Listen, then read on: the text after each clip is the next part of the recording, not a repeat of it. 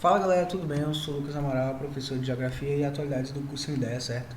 E hoje a gente vai falar sobre impactos ambientais, certo? É um assunto bem tranquilo, bem bacana, bem dinâmico, que traz um norte e alguns porquês, né, dos noticiários e também da nossa vivência no dia a dia, certo? Vamos lá. Impactos ambientais, o que são, galera? Quando você fala de impactos ambientais, você fala de maneiras de se afetar o ambiente por meio de atividade humana. Então, você está afetando o meio ambiente para atender as necessidades de uma sociedade, certo? Isso é muito interessante porque a gente percebe que a maioria das coisas, mas não, 99% das coisas que degradam a natureza, elas são para fornecer alguma coisa que o ser humano precisa, né? Precisa entre aspas. Porque é muito subjetivo. Mas tendo isso em vista, velho, a gente precisa entender quais são os principais impactos, né? Desmatamentos, queimadas, poluições, tanto do ar como da água e do solo, agropecuária, usinas e construções em geral, certo? Então a gente vai daqui a pouquinho ver, fazer um link de o porquê desses impactos serem os principais e de o porquê deles serem para atender as nossas necessidades, certo? Fala agora do desmatamento, certo?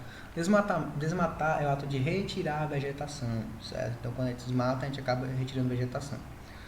Beleza, tranquilo, né? Uma definição muito fácil. Mas aí, por que a gente desmata? Véio? Por que ocorre desmatamento? Pode ser para áreas de pasto, pode ser para plantio de uma vegetação que não é nativa daquele local. Então, você precisa de uma grande extensão de terra, né? Como, por exemplo, o plantio da soja, principalmente na Amazônia, que já está desmatando áreas muito grandes, certo? E quando você fala as consequências desse impacto, é onde mais preocupa, certo? Porque o desmatamento tem alguns impactos que não são tão bacanas, certo? Por exemplo, a questão do assoreamento dos rios. Quando você desmata, você pode acabar ocasionando uma diminuição no nível dos rios. Isso porque se esse desmatamento ocorrer perto de matas ciliares, que são matas que ficam ao redor dos rios, você pode acabar fazendo com que o rio, por perder a proteção dele, né, contra o, a erosão do material que estava em torno dele, você acaba podendo provocar uma diminuição do nível dele, o que ocasiona também o quê? Uma evaporação mais rápida das águas do rio, certo? E além disso, você tem um escoamento maior do que a infiltração. Isso não é tão bacana porque a gente sabe, a gente já viu na aula de relevos e processos erosivos, que um escoamento maior que a infiltração, ele acaba erodindo o solo, certo? Então eu coloquei aí que ocorre uma erosão e uma lixiviação do solo, lavagem, né? Que pega os nutrientes do solo, solubiliza na água e leva eles para outro local, deixando o solo às vezes infértil e inutilizável, né? E acaba, às vezes, podendo também desertificar o local daquele local onde tinha a vegetação anterior, certo? E também a gente pode ocasionar uma diminuição de lençóis freáticos, né? No nível dos lençóis freáticos. Porque a gente tem exatamente um escoamento maior que a infiltração, que não é bacana, certo? Quando você reduz a cobertura vegetal, você reduz a capacidade que a terra tem, bem entre aspas, de segurar a água. Então você também diminui a infiltração, você pode acabar diminuindo o nível de lençóis freáticos, certo? Um exemplo muito bacana, né, uma forma de exemplificar isso, é quando você vai passar um desodorante líquido, sei lá, um leite de rosas, por exemplo, e você, quando você raspa a sua axila, você percebe que aquele leite ele vai escorrer muito e, tipo, você tem que limpar e tal, faz uma sujeira. Mas quando você usa, né, esse leite de rosas com um sovaco um pouquinho mais, com a cobertura vegetal na sua axila um pouquinho maior, você acaba vendo que ele escorre bem menos, né? Então é uma analogia bacana de se fazer para entender isso. Então, galera, continuando. Falando agora das queimadas, né? Bom, as queimadas elas são um ato muito recorrente, certo?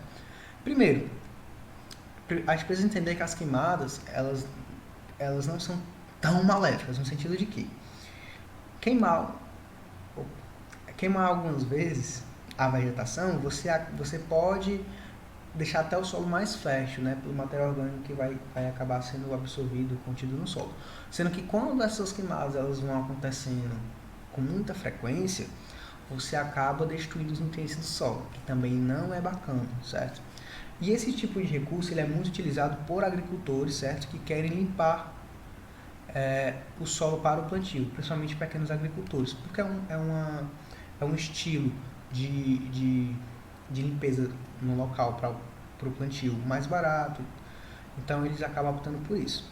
Mas quais são as consequências? Como eu já falei, destruição dos nutrientes do solo, você pode reduzir a fertilidade, podendo levar até infertilidade por conta das queimadas, né? Por conta das queimadas frequentes, e você também pode destruir o ecossistema, né? Que basicamente as queimadas, os desmatamentos e a agropecuária também como um todo, eles vão acabar ocasionando essa destruição do ecossistema, né?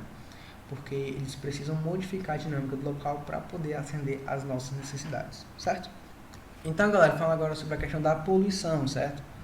Poluição que nada mais é do que o ato de corromper. Corromper o ar, a água ou o solo. Sendo que o importante, gente, é a gente entender as consequências dessas poluições, certo? A água pode ser poluída de diversas maneiras, né? Jogar lixo nos rios, nos lagos, né? O despejo de esgotos. Já falando em relação ao ar, a gente tem outros processos de poluição, né? Como, por exemplo, os gases emitidos pelos automóveis nas cidades, a questão também das termoelétricas, das indústrias, né? Que soltam, na maioria das vezes, gases tóxicos. Enfim, então, quando a gente fala de poluição do ar, a gente precisa entender as consequências. Quais são as consequências dessa poluição? Chuva ácida, agravamento do efeito estufa e problemas de saúde, né? A chuva ácida que nada mais é do que uma precipitação que vai reagir com materiais, né, compostos ácidos que vão estar na atmosfera. Pode ser ácido nítrico, pode ser ácido sulfúrico ou então dióxido de carbono, né, CO2, que são os que geram essa chuva ácida. Obviamente que uma chuva ácida é uma chuva com pH baixo, certo? Então, galera, falando agora do agravamento do efeito estufa, né? A gente sabe que, primeiro é interessante a gente desmitificar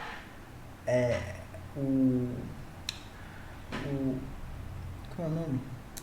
A reputação de que o efeito estufa é ruim. O efeito estufa não é ruim, ele é bom. Ele é o responsável por manter nossas temperaturas aceitáveis e ajudar na manutenção da vida na Terra, né? Ajudar não, na verdade ele é o responsável pela vida na Terra. E quando a gente fala do efeito estufa, quando a gente agrava o efeito estufa, basicamente a gente acelera, né, um processo de aquecimento global. A gente sabe que o aquecimento global já foi provado que não é um evento natural. O problema é o seu agravamento, né, modificando a dinâmica como as coisas acontecem na natureza, que não é bacana, certo?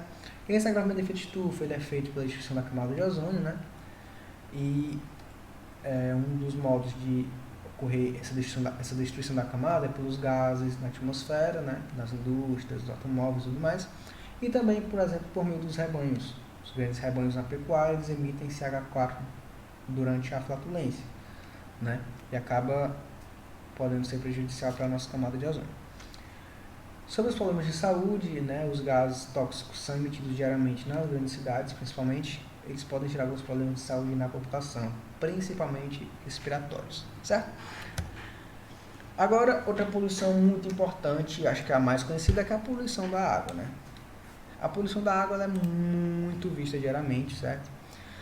Pode ser por meio, como eu já falei anteriormente, do despejo de esgoto nos rios, nos lagos, né? Má utilização do recurso. Mas, basicamente, galera, quando a gente fala do poluição da água, a gente tem 3 coisas bastante interessantes, que são a eutrofização, né? Eutrofização é essa e outros diversos processos também que vão gerar a morte do ecossistema aquático e a inviabilidade do uso da água, certo? A eutrofização, galera, ela nada mais é, né? Vou dar um respaldo aqui só por cima, né? Vocês vão ver isso melhor em ecologia, em biologia. Mas é quando a água, corpos na água, né? Micro-organismos e organismos como um todo, eles vão adquirir altos níveis de nutrientes, certo? Isso aí vai provocar um acúmulo de matéria orgânica que vai ficar em decomposição. Por isso que é muito comum a gente sentir em lagos eutrofizados um mau odor muito chato, certo? Junto com a eutrofização, né, que vai gerar também a morte do ecossistema aquático, certo? Morte é essa que pode ser feita de diversas formas, certo? Pode ser por meio do lixo, são realmente diversas formas que o ecossistema aquático ele vai acabar sendo morto, deteriorado e tudo mais. E junto com a morte do sistema aquático, a gente tem também a inviabilidade do uso da água, certo? Então, a poluição da água ela pode gerar eutrofização, e essa eutrofização pode gerar a morte do ecossistema aquático e a inviabilidade do uso da água. Ou então, a poluição pode gerar uma morte do ecossistema aquático ou a inviabilidade do uso da água, certo? Beleza? Tranquilo. Agora falando da poluição do solo, que eu juntei com a questão da agropecuária, certo? Bom, galera, esses dois impactos, como já falei, são semelhantes e eles andam juntinho um com o outro, certo? Quando você polui solo, você polui para principalmente ajudar na questão do plantio, certo? Principalmente combatendo pragas agrícolas por meio de agrotóxicos, pesticidas e por aí vai, né? Que às vezes em alguns países, porque eles podem chamar assim, são chamados de defensores agrícolas, porque não são tóxicos. Mas aqui no Brasil é agrotóxico. Mas quais as consequências, né, do impacto, né, de poluir o solo e da atividade da agropecuária? Primeiro, você tem a contaminação dos lençóis freáticos pelos uso agrotóxicos, né? A maioria dos agrotóxicos, a maioria não, praticamente todos, são líquidos e esses agrotóxicos vão penetrar no solo, né? Quando penetram no solo, eles vão atingir os lençóis freáticos, contaminando eles com os seus compostos, certo? Que não é bacana. Você pode ter também a compactação do solo, certo? Compactação do solo, que é feita por meio principalmente do pisoteio dos animais e pisoteio, entre aspas, né, das máquinas utilizadas na agropecuária, certo? Além disso, pronto, voltando um pouco nessa questão da compactação do solo, a gente tem um exemplo muito bacana, né, dessa compactação, quando a gente vai nos interiores, principalmente aqui do Ceará, quando a gente vê pequenas trilhas assim no meio dos matos, né, e aquelas trilhas nada mais são, tipo, umas trilhas de areia, que elas ficam, tipo, tem uma vegetaçãozinha rasteira, né, bem rasteirazinha, bem baixinha, aí no meio delas tem tipo uma trilhazinha, né, aí você vê assim, mas nem liga para aquilo ali, mas nada mais é, gente, do que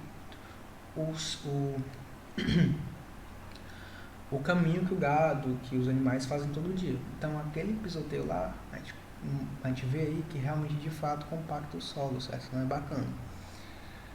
E além disso, a gente tem a destruição da camada de ozônio, pela questão dos grandes rebanhos, como eu falei também anteriormente na poluição do ar, certo? Que é por meio principalmente do CH4 emitido pelas vaquinhas, pelos bois e tudo mais, pelos animais, que ao peidar emitem CH4, né, gás metano. E além disso, a gente tem a destruição da vegetação nativa para o plantio, certo? Consequência essa que não é tão legal, porque você muda a dinâmica, você muda o ecossistema natural de um local, que não é uma atividade bacana, você muda a natureza das coisas, não é legal fazer isso, velho. A gente está vendo os desdobramentos todos agora, e mais pela frente, bem mais, certo? Continuando. Então, galera, a gente viu tudo isso aí e a gente precisa entender uma coisa, velho, que desmatamento, queimada, poluição agropecuária são um ciclo vicioso, galera. Por que um ciclo vicioso, certo? É um ciclo vicioso porque a gente percebe que a gente desmata para fazer agropecuária. Quando a gente faz a atividade agropecuária, que é agricultura e pecuária, a gente vai fazer o que? A gente polui o solo, a água, e a gente realiza queimadas, né? Quando a gente realiza queimadas também, a gente vai fazer o quê? Plantar agricultura, certo? E quando a gente tem a questão da pecuária, por exemplo, a gente pode acabar fazendo o quê? Poluindo o ar, destruição da camada de ozônio, certo? Agravamento de efeito estufa. Então, tudo isso é um ciclo vicioso, isso porque elas estão todas interligadas, certo? Essas são as que mais têm relação. Sendo que tem outro impacto ambiental muito importante, que é a questão das usinas e construções em geral, certo? Gente, quais vão ser as consequências de se construir usinas e diversos outros prédios e estruturas? Você vai modificar o habitat e a dinâmica normal, você vai destruir ecossistemas para isso, certo? E você também pode ocasionar uma poluição visual. Poluição visual que é, por exemplo, visto nas usinas eólicas, né? Até nas usinas hidrelétricas, porque você vai modificar a dinâmica do local, né? Visual, social falando, social, visual, social, tudo mais. Sendo que, por exemplo, em relação às usinas, por que você vai modificar o habitat e a dinâmica? Um exemplo muito interessante são as usinas nucleares, certo? Que trabalham a altas temperaturas nos seus geradores. É normal a gente ver que a maioria das usinas nucleares são construídas perto de rios, lagos, locais que tenham água, porque essa água vai ser utilizada para resfriar o sistema que gera energia no local, geradores, certo? Sendo que esses geradores, eles trabalham a altíssimas temperaturas, certo? Então, um sistema artificial de redução de temperatura, de controle de temperatura é muito caro. Então, eles utilizam as águas dos rios para isso, principalmente, rios e lagos. Qual o problema disso? Brother, é o seguinte. Você já percebeu que gases se solubilizam, né, melhor em líquidos frios? Ou seja, quando tu pega uma usina nuclear com um gerador extremamente quente, tu tá com a água do rio do lago lá para resfriar aquele gerador, e tu bota essa água de volta, tu retorna essa água pro rio, ela vai com temperatura muito alta, brother. Mas qual o problema dessa temperatura? É porque ela vai dificultar a solubilização de gases. Vou dar um exemplo de gás, O2, o gás oxigênio, né? Então o que é que você faz? Você acaba tirando, de certa forma, o oxigênio que alguns animais dentro daquele rio, daquele lago, iriam respirar, certo? E além disso, tem a questão do impacto social, certo?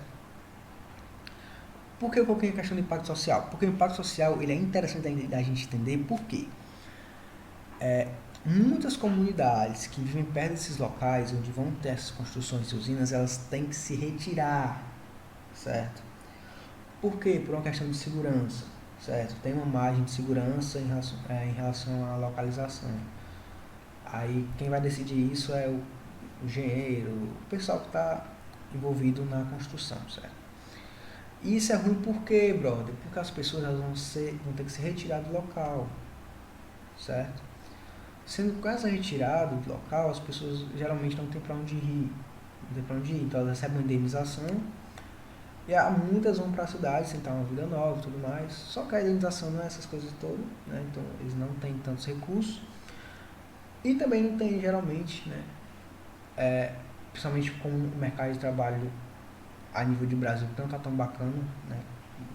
Mais de 10% da população tá desempregada, ou o nível de desemprego na verdade está em mais de 10%, né? Então você tem um impacto social bastante interessante porque você tira pessoas do seu entre aspas, né, aconchego, manda para outro local, né, por uma questão forçada, e você acaba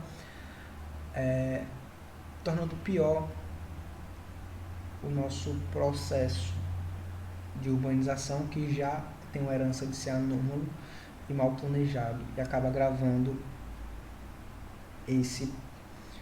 essa herança, né? Então, galera, eu separei algumas imagens aqui, né? Na parte superior a gente vê queimadas, no canto inferior esquerdo a gente vê já desmatamentos, no canto inferior direito a gente vê a questão de uma mata ciliar, né? Nos rios, no rio aí, beleza? Então, botando essa imagem para a gente começar a lembrar do que eu falei nos slides anteriores, né? Queimadas, as consequências, desmatamentos também. E nas matas ciliares eu achei bastante interessante para a gente entender a questão do assoreamento dos rios, certo? E quando você retira essa vegetação aqui no entorno, galera, você acaba diminuindo o nível do nível dos rios, certo? Consequentemente, quando você tem uma redução do nível dos rios, você torna ele mais suscetível à evaporação. Então, consequentemente, seca, certo? Aqui a gente tem uma ilustraçãozinha da chuva ácida, certo? E aqui embaixo a gente já tem, como eu já falei aqui anteriormente, ó, a questão das usinas nucleares, certo? A gente percebe que aqui tem o que parece ser um reservatório de água, né?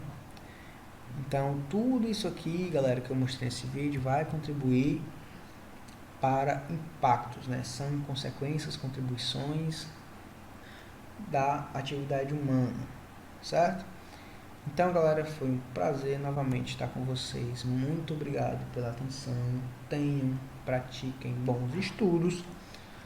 E é isso. Continuem em frente e nunca olhem para trás. Cadê? Olhem assim. Valeu!